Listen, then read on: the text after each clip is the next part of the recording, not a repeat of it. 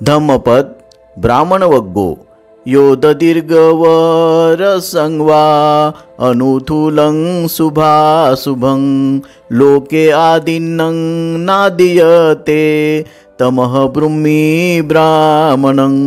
जो या लोकी दीर्घ किंवा रस्व, लहान किंवा स्थूल, शुभ किंवा अशुभ वस्तू कोणी दिल्याशिवाय घेत नाही त्याला मी ब्राह्मण म्हणतो। अर्थकथा, जमिनीवर पडलेले कापड म्हणजे त्याच्या मालकाने टाकून दिलेले कापड आहे असे चुकीने समजून ते एका अरहंताने उचलून घेतले, पण ते कापड ज्याचे होते त्याने ती गोष्ट पाहिली आणि त्या अरहंताने ते कापड चोरले असा आरोप केला।